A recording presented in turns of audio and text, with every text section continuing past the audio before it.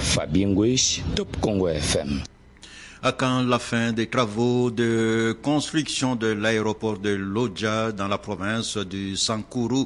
Il y a une année, aujourd'hui, la première pierre a été posée pour la construction de cet aéroport. Les travaux devraient durer 2 ans et ces travaux ont été finalement lancés il y a environ une semaine. Détail, Alain Saveur, Makoba. Lodja dans la province du Sankuru rêve encore de voir ses horizons s'élargir. Plus de 11 mois après la pose symbolique de la première pierre pour la modernisation de son aéroport, la poussière des promesses flotte encore au-dessus d'une piste en terre bâtie, longue de 1600 mètres. Les travaux initialement prévus pour durer 2 ans viennent de démarrer il y a 7 jours. Les projets ne se limitent pas à une simple piste en béton de 2200 mètres. Il prévoit aussi la construction d'une tour de contrôle, d'un bloc technique et d'une aérogare. Mais pour l'instant, l'aérogare n'est qu'un simple dessin sur papier et la piste reste un terrain vague où seuls les petits avions atterrissent tant bien que mal. Alors que des sources concordantes parlent des blocages liés au financement qui ont retardé les travaux, la société civile appelle le gouvernement à disponibiliser les fonds pour honorer cette promesse du chef de l'État. Félix-Antoine Tshisekedi. Albert Agneme est président de la société civile rénovée du Sankuru. Au moment où nous parlons, les travaux ont déjà commencé. Nous recommandons maintenant au gouvernement central de décaisser les fonds alloués pour les 10 travaux afin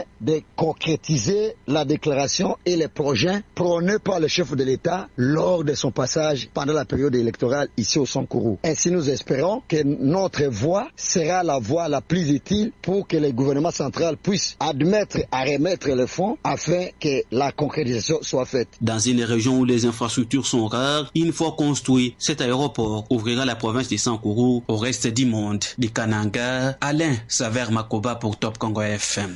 Dans la province du Congo central, une dizaine de maisons emportées et routes